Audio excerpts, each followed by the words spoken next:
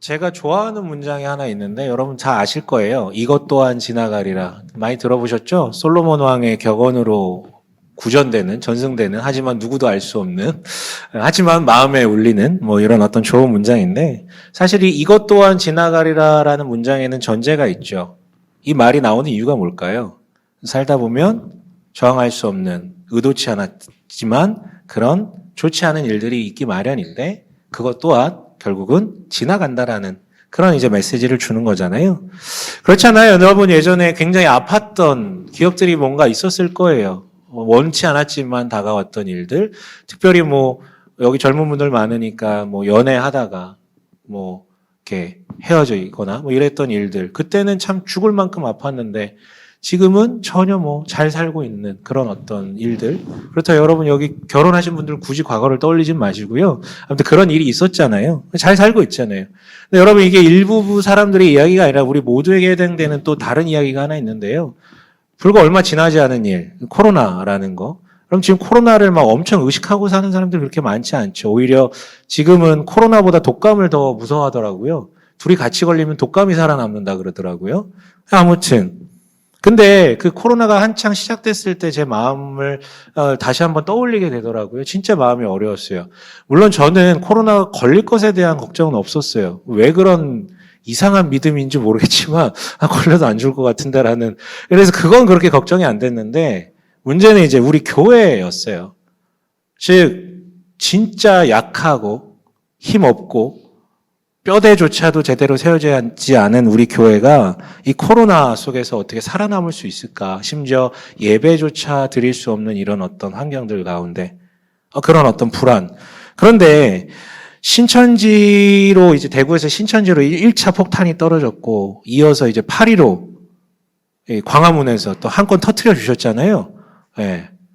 전 모모 이런 이쪽. 예. 그 이후로 이제 막 난리가 난 거죠.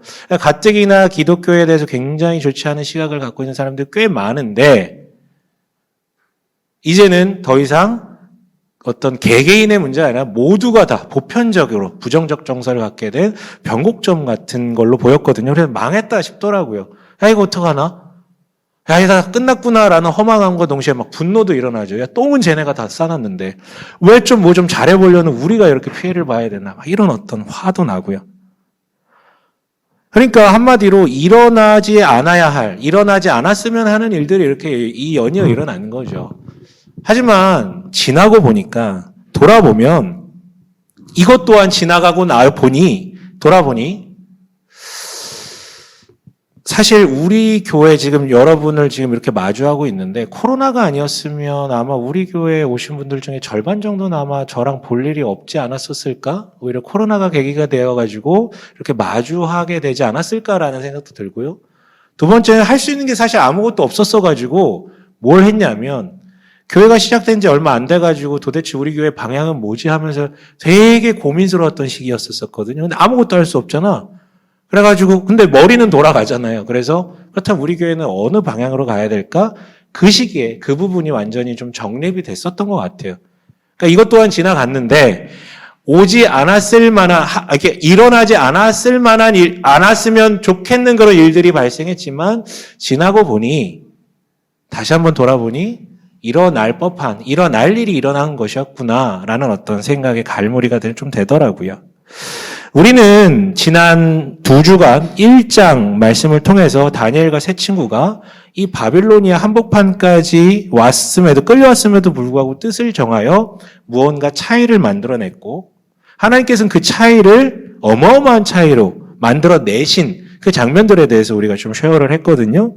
그런데 여러분 그래서 우리가 글로리 오브 갓 하면서 찬양하는 뭐 그런 장면들이 있었잖아요. 뭐 드높임 받고 그러나 거기가 끝이 아니었나 봐요. 그렇게 은혜스럽고 좋은 일이 있었음에도 불구하고 앞으로도 그 뒤로도 계속 좋은 일만 있었던 건 아닌 것 같아요. 그게 바로 오늘 말씀이거든요. 시작은 느부갓네살 왕으로부터 시작하는데요. 이 사람은 여러분 유다만이 아니라 가나안 땅에 속한 이 레반트 지역만이 아니라 메소포타미아 전 지역을 석권했던 어마어마한 왕이었어요. 그런데 이 제왕이 어느 날 밤에 꿈을 꿨거든요. 그런데 일어났는데 무슨 내용인지 하나도 기억이 나지 않아. 그런데 뭔가 나한테 어마어마하게 위급하고 엄청난 일이 있을 것 같다라는 그런 감상만 여기 남아있는 거예요. 근데 이 내용을 모르니까 막 마음이 너무 답답한 거죠. 그래서 어떻게 되어 있습니까? 1절에 뭐라고 되어 있습니까? 함께 읽어볼까요? 함께 읽겠습니다. 시작. 느부갓네살은 왕위에 오른 지 2년이 되는 해에 꿈을 꾸고서 마음이 답답하여 잠을 이루지 못하였다. 네. 마음이 답답하여. 이거 되게 순한 맛 번역인데 개역개정에는 마음이 번민하여라고 되어 있고요. 직역하면 마음이 괴로워 죽겠다. 뭐 이런 정도의 되게 무거운 표현이거든요. 우리 눈엔 좀 이상하죠. 꿈이라는 것은 그냥 무의식의 반영이라는 이해가 현대인들에게는 있는데 왜 이렇게 난리지? 아니요. 이땐 그럴 수 있어요. 왜냐하면 이 당시 고대의 꿈이라는 것은 신이 우리에게, 인간에게 주는 계시라는 어떤 공통의 이해가 있었었거든요. 그 믿음이 있었었거든요. 그래서 관심이 되게 컸어요. 그래서 샤먼들, 주술사 같은 사람들이 그 꿈을 해석하는 방식도 있었었지만 그 초엘리트들 있잖아요. 이 사람들이 점성학이라는 것을 공부해서 점도 치지만 이런 꿈에 대한 해석까지도, 그러니까 진짜 똑똑한 사람들이 이것도 해주는 일들이 그냥 편만 했어요. 그런데 이 사람은 그냥 개인이 아니라 제왕이잖아요. 국가의 명운을 짊어진 사람이고 이 당시는 뭐 민주주의가 아니기 때문에 모든 게 다 왕 거예요. 다 사람을 포함해서.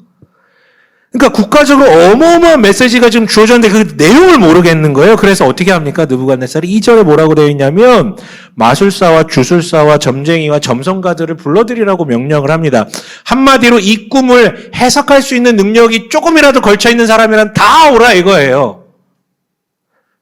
근데 여러분 여기서 이게 뭐 약간 주술사 같은 사람만 모았거든요. 그 개념이 아니라 신화와 이성이 결합된 시대였기 때문에 한마디로 모든 지혜자, 그 당시에 그냥 말 한마디 던질 수 있을 정도의 한따까리 하는 사람을 다 불러 모은 거예요. 지혜라는 이름에 붙어있는 모든 사람들요.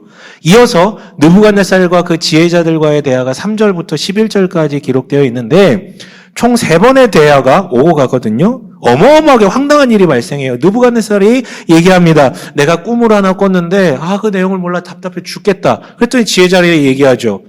말씀하옵소서. 근데 그 무슨 꿈을 꾼지 얘기만 해달라고. 우리가 당장 해몽해드리겠다. 그랬더니 느부갓네살이 갑자기 급발진을 하죠. 무슨 소리냐? 나 기억 안 나.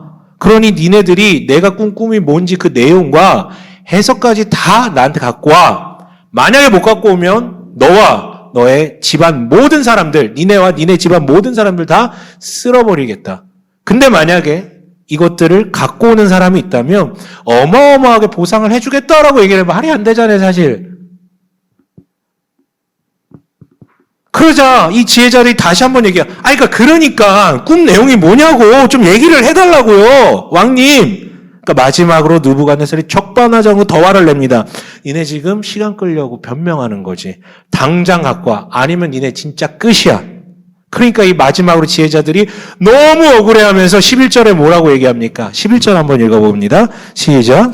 임금님께서 물으신 것은 너무 어려워서 육체를 가진 사람과 함께 살지 않는 신들이라면 몰라도 아무도 그 일을 임금님께 알려드릴 수 없습니다. 뭔 말이에요? 그게 말이 됩니까? 그건 신만 할 수 있는 짓입니다. 우린 신이 아니에요. 인간이에요. 말도 우린 못해요. 이렇게 대화가 끝난 거죠. 그래서 느부갓네살이 선언하죠. 다 죽여버리라고요. 바빌로니아 땅의 모든 지혜자들을 다 죽여버리래요. 여러분 어떠세요? 이 짧은 대화들 속에서 느부갓네살의 위치가 어떠한 것 같습니까? 완전 미친놈 아니고 사이코 아닙니까? 근데 여러분 제가 종종 말씀드리지만 우리가 성인이잖아요. 누군가 정말 이해할 수 없을 정도의 비상식적인 태도로 나를 대한다면 우리는 그냥 분노할 게 아니라 한 번쯤은 물어봐야 돼요. 내가 모르는 뭔가 있는 거 아닌가? 왜 저렇게 비상식적일까? 물어봐야 돼요. 느부갓네살에게도 맥락이 있거든요. 느부갓네살은 여러분 고대 절대 왕조의 그 초법적인 전제군주였어요. 아무도 자기를 거스를 사람이 없고 자기 하고 싶은 대로 다 해도 돼. 단 하나 빼고 뭐냐면 신과 관련된 일들. 신. 그래서 이 지혜자들이 신의 계시를 자신한테 전달해 준다면 가끔 때로 자기의 마음에 들지 않는 것들이라도 듣는 신용이라도 했단 말이에요. 물론 이런 불편함만 있던 게 아니야. 이 친구들이 신화를 가지고 자기를 신의 아들로 만들어주기 때문에 자기의 통치력을 강구하게 하는데 굉장히 큰 도움도 됐어요. 그리고 여러분 느부갓네살도 사람이기 때문에 불안할 때가 있잖아. 굉장히 중요한 선택을 해야 되는데 A인지 B인지 막 답답할 때, 나도 모르겠을 때, 근데 그때 신의 이름으로 A가 맞습니다. 얼마나 단순해, 얼마나 명쾌해. 그때마다 마음이 너무 좋은 거죠. 그걸 공생관계였어요. 그러니까 느부갓네살도 이들을 특별 대우하고 높은 관직도 주고 소유 재산 같은 것도 다 보장해주고 편의를 봐주고, 그런데 지금 자기가 살면서 가장 두려움에 젖은 이 순간이 찾아왔어요. 가장 확실한 답이 필요한 때가 왔는데, 이게 도대체 뭔지 명확하게 해야 될 때가 왔는데, 이 순간 이들이 아무 말도 하지 못하는 걸 보고 터지는 거죠. 그렇잖아요. 내 꿈이 신이 주는 거라며. 신이 계시라며. 근데 니네 이 꿈을 통해서 신의 계시를 전달해 주는 사람 아니야? 그러면 이 꿈이 뭔지도 니네가 알아맞혀야 되는 것 아니냐고. 꽤 너나 논리적인 어떤 불만인 거예요, 이거는. 그러니까 알고 보니까 이놈 자식들 신의 계시라고 하면서 다 거짓말이구만. 그래서 처단 명령을 내려버린 거죠. 미친 건 아니야. 하지만 그럼에도 불구하고 누구의 눈으로 보더라도 이거는 너무나 극단적인, 좀 비논리적인, 비합리적인 선택이잖아요. 그런데 13절에 어떻게 되어 있습니까? 13절 함께 읽습니다. 함께 읽겠습니다. 시작. 명령이 공포되니 지혜자들이 죽게 되었다. 사람들은 다니엘과 그의 친구들도 지혜자들과 함께 죽이려고 찾았다. 네. 뭐냐면 명령이 떨어지자 이러한 비논리적인 결정에도 불구하고 한 명도 토를 달거나 거기에 대해서 조언하지 않고 바로 일사천리로 머뭇거림 없이 지체도 거침도 없이 바로 죽이러 가요. 지혜자들과 관련된 모든 저 말단의 다니엘과 새 친구들까지도 다 죽여버리려고 찾아가는 거예요. 제 생각에는 왜 이렇게 지체 없이 갈까? 이 비논리적인 결정에 아무도 토를 달지 않고, 그게 느부갓네살의 권력을 얘기하는 동시에 이 기회를 토대로 자신의 신분 상승과 권력 확충을 꿈꾸는 정적들이 기민하게 움직인 그 태도로 보이거든요. 맞아요. 왕궁은 여러분 그런 곳입니다. 정의, 인권, 국민을 위해, 말만 맨날 국민을 위해지, 아니 내 권력이 우선되는 곳이에요. 그 와중에 사람 목숨은 파리보다 못해요. 그것은 여러분 우리 시대의 권력도 마찬가지예요. 예전만큼의 전례 권력이 주어지지 않았을 뿐이지 지금도 마찬가지죠. 백성들, 국민들의 삶에 대해서는 별로 관심이 없습니다. 여러분, 이런 권력자들이 세상의 밑그림을 그린 상태에서 우리와 같은 대중들이 살아가게 되는 거거든요. 그렇다면 나도 모르는 채, 내가 죄를 진 것도 아닌데, 내가 잘못 산 것도 아닌데, 내가 노력한 것도 아님에도 불구하고 때로는 철퇴를 맞게 돼요. 폭력과 결핍에 노출된다라는 것이죠. 문제는 이 와중에 바로 다니엘과 새 친구들도 휘말리게 되었다라는 것입니다.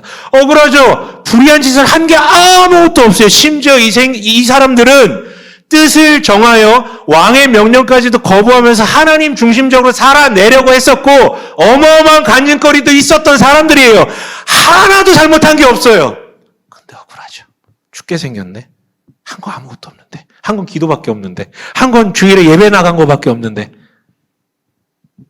이게 뭡니까? 그런데 이때 다니엘이 어떻게 반응합니까? 14절, 15절 함께 읽어볼까요? 다니엘 2장 14, 15절입니다. 함께 읽겠습니다. 시작. 다니엘은 바빌론의 지혜자들을 죽이려고 나온 왕의 시위대장관 아리옥에게 슬기로운 말로 조심스럽게 물어보았다. 임금님의 명령이 어찌 그렇게 가혹합니까? 아리옥이 다니엘에게 그 일을 설명해 주었다. 다니엘이 지금 누굴 찾아가냐면 왕의 시위대장이라고 불린, 지금으로 말미암은 뭐 경호대장, 경호처장 정도 얘기할 수 있겠지만 그때와 지금은 완전 달라요. 최측은 최고 권력이에요. 근위대장이라는 것은. 아리옥을 찾아가요. 왕과 다이렉트로 독대할 수 있는 몇 사람 중에 한 명이거든요. 굉장히 적합한 사람을 찾아간 것 같지만 문제는 뭐냐면 왕이 지혜자들을 다 죽이라고 최초의 명령을 받은 사람이 이 사람이라는 거예요. 그러니까 호랑이 굴로 지금 제 발로 들어가고 있는 거죠. 근데 그를 만나서 슬기로운 말로 조심스럽게 물어보았다라고 되어 있습니다. 그러니까 이 사람은 지금 이 사람보다 지금 다니엘보다 억울할 사람이 어디 있겠어요.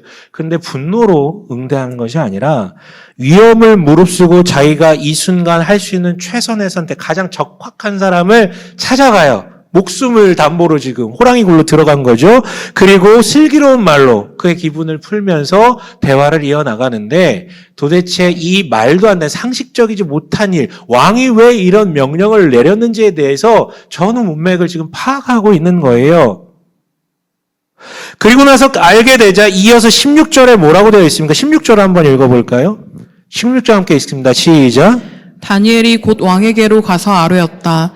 임금님께 임금님의 꿈을 해몽해 드릴 수 있는 시간을 저에게 주십시오. 네, 아리옥을 통해서 왕을 독대하게 되었고 왕에게 요청하죠. 해몽할 수 있게 시간을 달라고요. 그리고 허락을 받습니다. 그런데 가만히 보니 느부갓네살과 대화를 나누었던 앞서의 그 지혜자들 있잖아요. 지혜자들. 그들보다 훨씬 지혜로워 보이지 않나요? 그들은 황당해가지고요. 우리가 신도 아니고 그 꿈의 내용을 알려줘야 내가 해몽을 하지. 우리가 신도 아닌데 그걸 어떻게 알겠습니까? 라고 할 수 없습니다. 라고 못을 바꿨지만 다니엘은요. 지금 뭐라고 얘기합니까? 할 수 있어요. 근데 시간을 조금만 주십시오. 라고 대응해요. 사실 똑같은 말이에요. 지금 할 수 없다는 얘기는 똑같은 거예요. 지금 할 수 없어요. 근데 아다르고 어다르잖아요. 여기서 여러분 우리는 지난 1장 내용이 기억이 나야 돼요. 아직 솜털도 빠지지 않은 20살도 안 된 앳된 애송이 다니엘이 뜻을 정하고 내가 왕이 내린 음식과 포도주를 먹지 않겠다고 결단한다면 무슨 짓을 합니까? 바로 다이렉트로 장관 찾아가잖아요. 나 못 먹겠다고. 그랬더니 어떻게 반응합니까? 하나님께서 그 황관장에게 다리엘을 향한 호의를 갖게 하셔서 그냥 젊은 친구 매너 있게 행동하지 그러고 돌려보내잖아요. 그러니까 어느새 1장에서 2장으로 나왔는데 그의 과거와도 대조되고 심지어 세상의 그 노회한 지혜자들과도 대조되는 그런 지혜를 지금 내비쳐주고 있어요. 그러나 여러분 이 다니엘의 지혜에 대해서 한참 칭찬을 하고 싶지만 그럼에도 불구하고 중요한 건 그게 아니에요. 왜냐하면 꿈의 내용을 알아야 되고 꿈의 해몽을 안 하면 어차피 다 말짱 도루묵이거든. 근데 여기서 다니엘이 얘기했죠. 시간을 달라. 할 수 있다. 그렇다면 여러분, 다니엘은 이렇게 해석할 수 있다라고 말한 그 근거는 무엇입니까? 자신이 반드시 이 꿈을 해석할 수 있다라고 확신을 가졌기 때문일까요? 아니요, 여러분. 본문에는요, 그 어떤 설명도 등장하지 않고요. 심지어 18절에 가보면 다니엘이 친구들을 찾아가서 기도 요청하는 장면이 등장하잖아요. 우리가 하나님으로부터 긍휼을 받게 좀 같이 기도하자. 그 비밀을 알 수 있게 기도하자. 그러니까 이 기도문만 보면 우리는 알 수 있죠. 이게 뭔가 확신이 있어서 반드시 내가 이걸 안다라는 확신이 있어서가 아니라 그 순간에 그렇게 대응했다라는 사실. 확신이 있어서가 아니라 그냥 그렇게 대응했다라는 사실이요. 물론 단서는 있어요. 1장 17절에 뭐라고 되어 있습니까? 1장 17절이요. 1장 17절 함께 읽어봅니다. 시작. 하나님은 이 내 젊은이들이 지식을 얻게 하시고 문학과 학문에 능통하게 하셨다. 그 밖에도 다니엘에게는 환상과 온갖 꿈을 해석하는 능력까지 주셨다. 네, 그러니까 다니엘에게 그런 능력을 주셨다라고 되어 있는데 그럼에도 불구하고 지금 오늘의 이 기도라든가 이런 것들을 통틀어 볼 때 그러니까 무슨 꿈만 갖다 대면 다 해석하는 그런 무슨 뭐 마블에 나오는 캐릭터들처럼 초능력을 늘 갖고 있는 상태에서 꿈 오면 바로 출력이 나는 그런 개념이 아니었던 것 같아요. 하지만 그런 꿈을 해석해 본 경험들, 하나님의 은혜로 말미암아 이런 경험들 정도가 있었다라고 추측될 수 있죠. 그러니까 지금 다니엘이 왕을 만나서 할 수 있습니다. 시간을 조금 주십시오라고 말한 그 근거는 미리 하나님께서 다니엘에게 알려주셔서 왕이 너한테 이런 짓을 할 건데 내가 너에게 반드시 알려줄 테니 이렇게 얘기해. 이런 계시가 임했기 때문도 아니고 마블 캐릭터처럼 꿈 받으면 바로 해석할 수 있는 이 출력이 바로바로 되는 그런 초능력이 자신한테 있음에 대한 확신이 있었기 때문도 아니고 그냥 대응한 거예요. 그럼 도대체 무엇에 근거해서 이렇게 대응했냐 이거죠. 그것은 그냥 간단하게 얘기하면 하나님이 어떤 분이신지에 대한 확고한 믿음 때문에 그리고 그 믿음 가운데 자신의 상황을 신앙적으로 해석해온 그 시간들의 누적. 그래서 너무나도 자연스럽게 이 상황 가운데 하나님께서는 분명히 말씀하실 거다라는 믿음을 가지고 왕에게 얘기한 것뿐이라는 것이죠. 물론 지금까지의 삶 속에서 자신에게 주어졌던 수많은 상황들과 격이 다른 어마어마하게 긴급한 상황이 주어진 거지만 그래봤자 상황이에요. 그래봤자 크기만 다를 뿐이지 그냥 계속해서 변하는 상황들일 뿐이라고요. 달라진 것은 없어요. 나는 나예요. 하나님은 하나님이고 그래서 늘 하나님과의 관계 속에서 해오던 대로 왕이 있더라도 절체절명의 순간이라는 상황이 주어졌을지라도 그냥 특별하게 반응한 게 아니라 일상 그대로 해오던 대로 삶의 연속성상에서 그저 그냥 대응한 뿐이라고요. 이해가 되지 않으신가요? 이런 거예요. 예루살렘이 무너지고 왕이 패해지고 성전 기물이 빼앗겨서 1600km나 떨어진 이곳까지 자신들도 끌려왔잖아요. 그럴 때 대부분은 우린 망했다. 심지어 성전 기물이 뺏겨온 걸 보고 하나님 나라는 망했다라고 모든 이들이 머리 부여잡고 막 이러고 있을 때 얘네들은 다르게 해석했어요. 보이는 상황에 따라서 망했다라고 해석한 게 아니라 하나님이 이스라엘에게 지금까지 어떻게 하셨는지, 하나님이 우리에게 무슨 약속을 하셨는지에 근거해서 이것은 망하는 것처럼 보일 뿐이지 아니야. 도리어 하나님께서 인간 왕위를 폐하시고 직접 왕이 되셔서 우리를 통치하시겠다라는 신호라고, 의도라고 보았어요. 또한 우리가 바벨탑이 세워졌던 신할 땅까지 온 것은 끌려온 것이 아니라 하나님께서 바벨탑을 무너뜨리신 그 자리에 아브라함을 부르셨던 것처럼 우리를, 이끌려온 우리 중에 누군가를 아브라함으로 부르셔서 새로운 이스라엘을 만들겠다는 그런 의도로 해석했어요. 물론 긴가민가 하죠. 이게 미친 짓이죠. 그런데 그렇게 해석했다라는 거예요. 그리고 그렇게 보니까 어떻게 합니까? 그렇게 행동하죠. 그러니까 왕이 음식과 포도주를 내리는데 뜻을 정하여 버티는 거죠. 못 먹겠다. 그것은 하나님을 숭배하는 것이 아니라 인간 왕을 신으로서 숭배하는 행위이기 때문에 나는 할 수 없다 라고 대응했던 거죠. 모두가 다 머리 쥐어뜯고 있을 때 다르게 해석하고 다르게 반응한 거죠. 그리고 여러분 그 3년의 훈련 기간, 여러분 거기 모인 사람들은 유대인들만이 아니라 그 고대 근동 전역에 있었던 수많은 수재들, 영재들, 그 귀족의 자식들 다 몰려 있었어요. 그러니까 여기로 돌려보면 아인슈타인이 앉아있고 저기로 돌려보면 오펜하이머가 앉아있는, 그 파인만이 앉아있는 말도 안 되는 이 사람들 사이에서 다니엘과 세 친구가 압도적인 결과를, 압도적인 성적으로 졸업하게 되잖아요. 그리고 바빌로니아의 지혜자가 되었는데 심지어 다니엘은 꿈과 환상을 해석하는 그런 경험들도 하게 되었단 말이에요. 여러분 우리 같으면 이 상황을 어떻게 해석할까요? 보통 어떻게 해석하는 줄 아세요? 역시 하나님은 나만 사랑하셔. 하나님은 나를 너무나도 사랑하시고 나를 잘되게 하시기를 원하신 것 같아요. 글로리 오브 갓.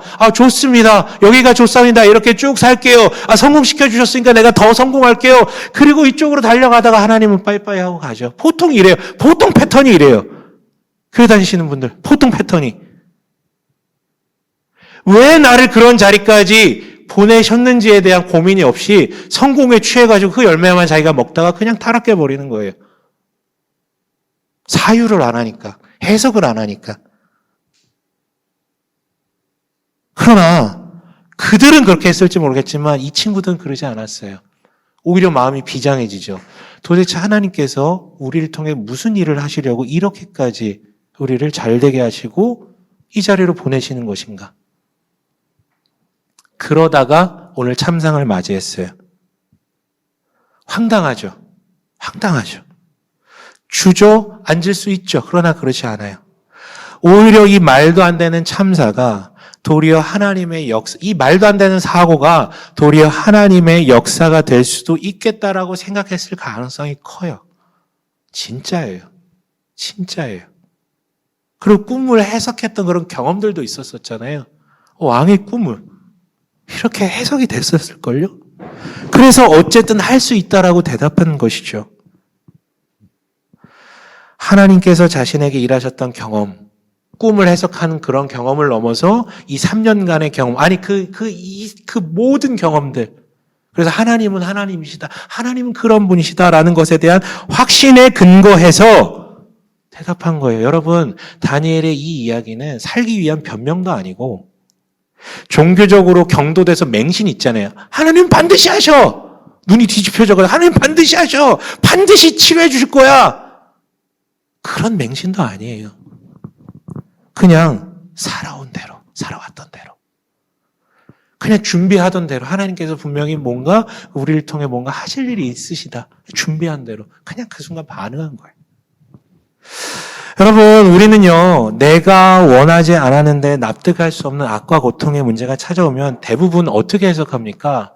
왜 내게 일어나지 말아야 할 일이 나에게 찾아온 거야? Why? Why me? Oh shit! 이게 뭔가? 하나님 손 놓으신 건가? 나는 하나님 앞에서 의롭게 살려고 신앙생활도 열심히 했는데 이게 뭐야? 억울해. 그런데 여러분, 다니엘의 이 대답들, 이 행동을 통해서 내놓은 대답들을 한마디로 요약하면 뭡니까? 일어날 일이 일어난 거다. 물론 납득 안 돼요, 이 사람도. 어떻게 납득을 해요, 이거를 하루아침에. 그러나 그에게 더 확실했던 건 뭐예요? 자기 눈에 보이는 그 현상에 대한 납득을 하냐 마냐가 아니라 하나님은 이 세상과 우리에 대해 나에 대해서 통치를 멈추신 적이 단 한 번도 없다라는 그 명제가 가장 확신이었어요. 그게 가장 우선이었어요. 그렇다면 진짜 마음은 안 좋고 너무 화도 나고 불편하지만 일어나지 말아야 할 일이 일어난 게 아니라 일어날 일이 일어난 거구나. 지금 얘기하는 부분은 과거에 있었던 일에 대한 이야기를 하는 게 아니에요. 믿음을 가진 이후에 일어난 상황에 대해서 지금 얘기하는 거죠. 그래서 일어날 일이 일어난 것이라면 여전히 마음은 불편하지만 일어날 것이 일어나는 것이라면 그렇다면 하나님께서 이 상황을 통해 무슨 일을 하실까를 쥐잡듯이 해석해 보며 생각나는 것 중에 해야 할 일, 뭐라도 한번 해보는 거죠. 하나님의 뜻에 가장 부합한 자리가 뭘까? 찾아가 보는 거죠. 여러분, 이것은 내가 원하는 것을 하나님께서 반드시 해주실 거야. 내가 원하지 않는 것은 하나님께서 피하게 하실 거야. 라고 믿는 철딱 같은 그런 맹신이 아니고요.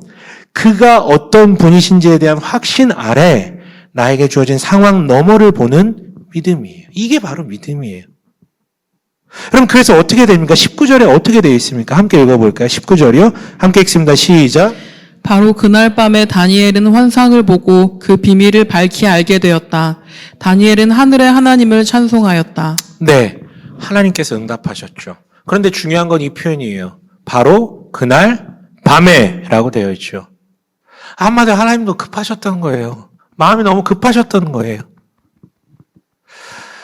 여러분, 그 폐허 위에서도 자기 정체성을 지키기 위해 뜻을 정하며 이 도도한 역사 속에, 그 역사의 흐름 속에 새겨진 하나님의 뜻을 발견하고 그런 가운데 자신들을 부르셨다라는 걸 자극하고 이를 위한 거룩한 전쟁에 기꺼이 스스로 참전하려고 하는 이들. 그래서 이 국가적인 폭력 앞에서도 자기들이 잘못한 게 아무것도 없는데 닥쳐온 이 위기 속에서도 그 조건과 상황에 압도되지 않고 그 조건과 상황 속에서 일어나는데 불일 듯 일어나는 이 불편함과 화와 분노와 짜증과 여기에 압도되지 않고 그럼에도 불구하고 하나님이 일하실 것에 대한 믿음을 갖고 하나님이 일하실 그 터전들을 기꺼이 준비해가는 그 사람들이 존재함으로 인하여서 믿음의 포탈을 열어 제낄 때 침공하려고 준비하고 계신 하나님께서 급하게 계속해서 애달고 가시다가 그 포탈이 열리니까 침공하시는 거죠. 바로 그날 밤에.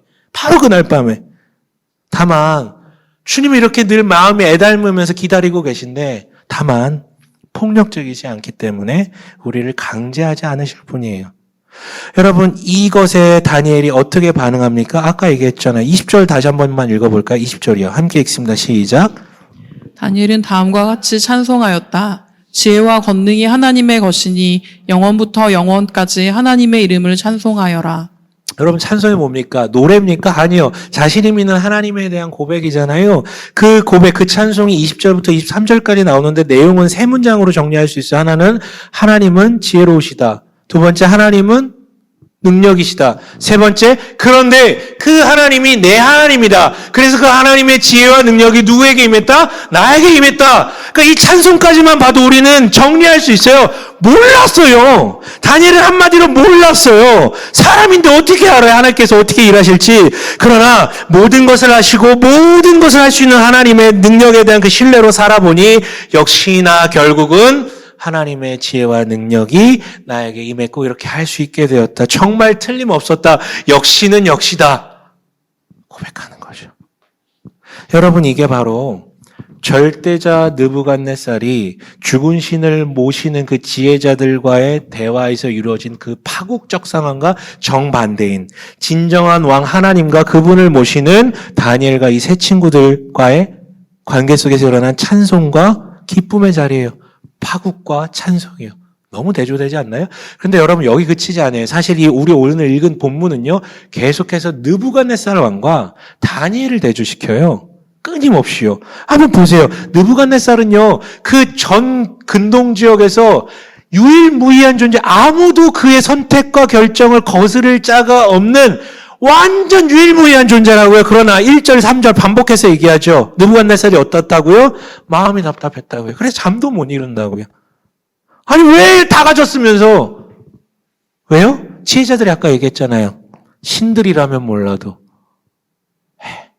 신들이라면 몰라도 어차피 이 인간도 고작 인간일 뿐이기 때문에 자기 앞날 몰라요.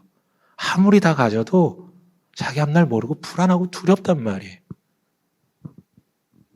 동원할 수 있는 모든 수단들을 다 가진 사람 아닙니까? 쾌락, 소유, 권력, 명예, 게다가 인간의 모든 지혜자들 다 불러 모아가지고 답을 내놔라. 할 수 있는 능력이 유일한 사람이잖아요. 그런데 범민을 해결할 수가 없어요. 잠을 못 잔다고요. 그러나 다니엘은 어떤 처지입니까? 아무것도 할 수 없는 그저 망한 나라의 유민이잖아요. 말단 지혜자 중에 하나잖아요. 칼 받으라 그러면 어떻게 해야 돼요? 칼 깨꾸닥하고 받아야 되는 존재잖아요. 뭘 할 수 있어요, 인간이?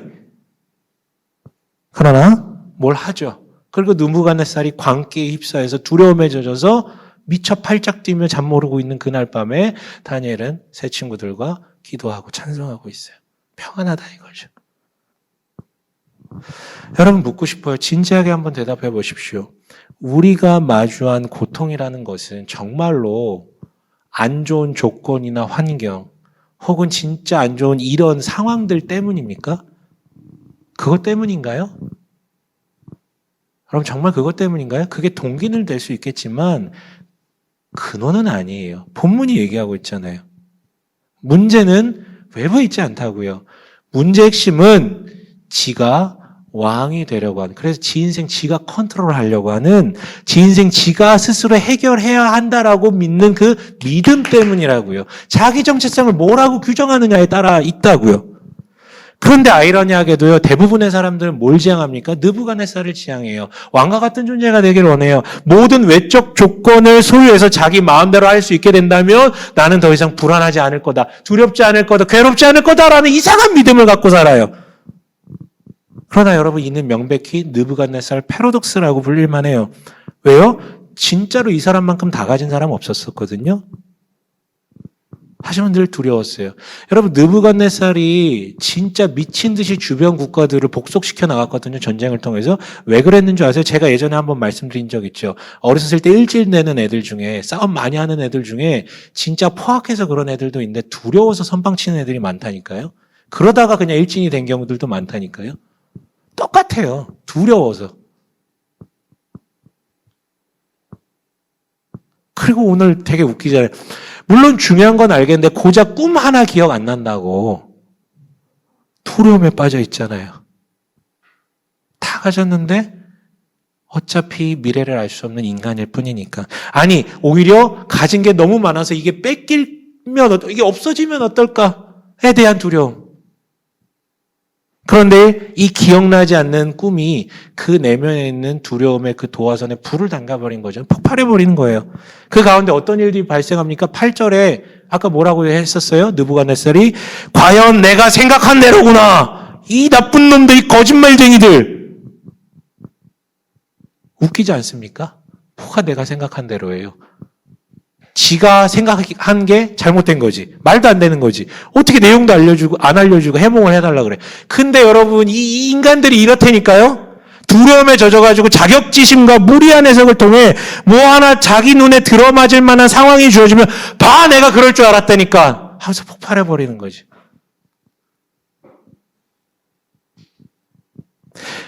답을 갖고 사는 게 아니고요. 답이라고 믿는 것들을 갖고 살다가 이게 어느 날 되면 아구가 안 맞는 거야. 앞뒤가 안 맞는 거야. 해석이 이게 안 되는 거야. 그런 날이 오면 폭발해버리는 거야. 이와 같은 절체절명의 순간이 찾아오면. 이게 바로 여러분 느부갓네살 패러독스입니다.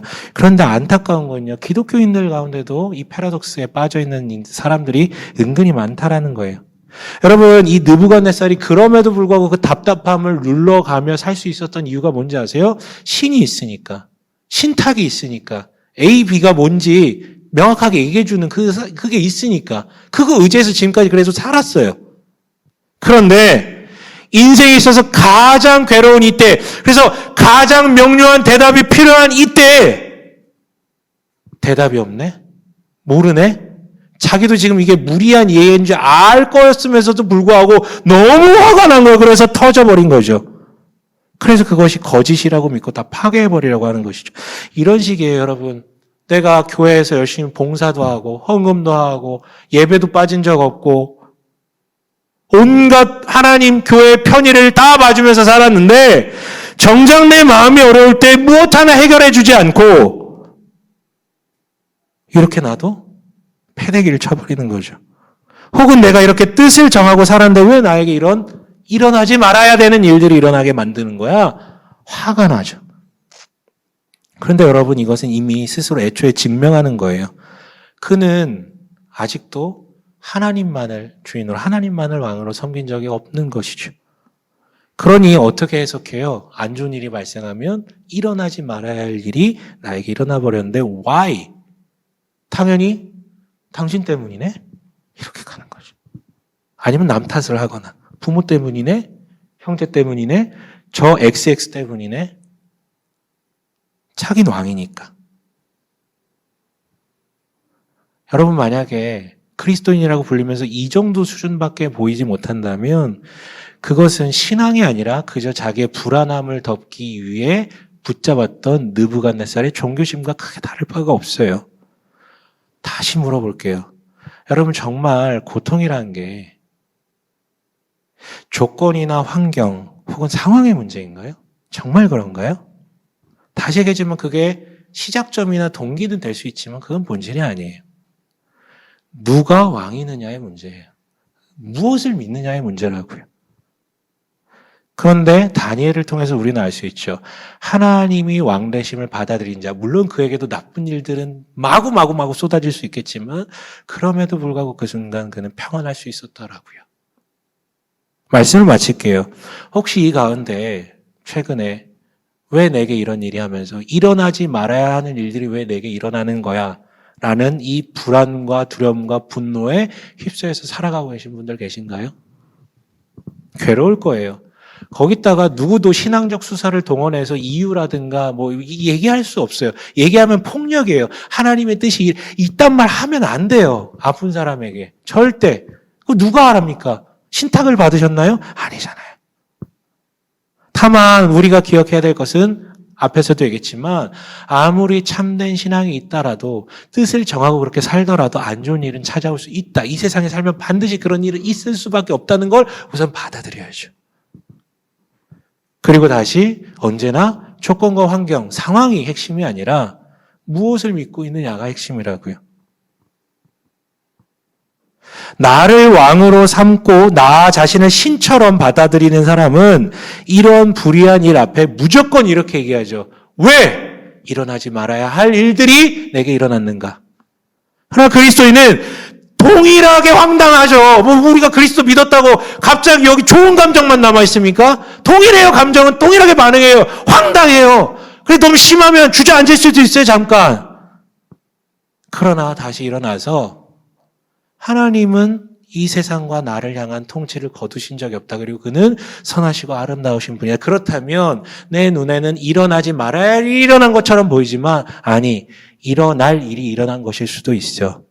그렇다면 이 흐름 가운데 하나님은 어떤 것을 기대하고 계신 것일까? 이것에 주목하며 우리가 할 수 있는 뭐라도 한번 해보는 것이죠. 좀 미숙하더라도. 지난주에 나눴잖아요. 미숙하잖아요. 그래서 해보잖아요.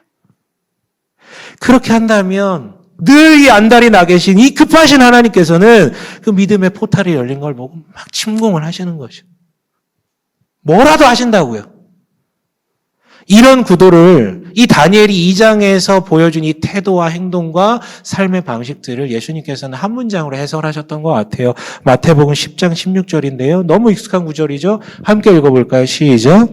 그러므로 너희는 뱀같이 지혜롭고 비둘기같이 순결하라. 네, 이게 다니엘이 보였던 모습이고요. 이게 폐허 위에 세상 속 그리스도인으로서 살아가는 방식의 모델입니다. 중심은 가만히 있어요. 다가오는 상황은 계속 바뀌어요. 거기에는 뱀같이 지혜롭게 반응하되 이 중심은 코어는 가만히 있는 것이죠. 정중동. 부디 그렇게 살길 원합니다. 또한 마지막으로 지난주에 언급했던 거 다시 한 번만 언급할게요.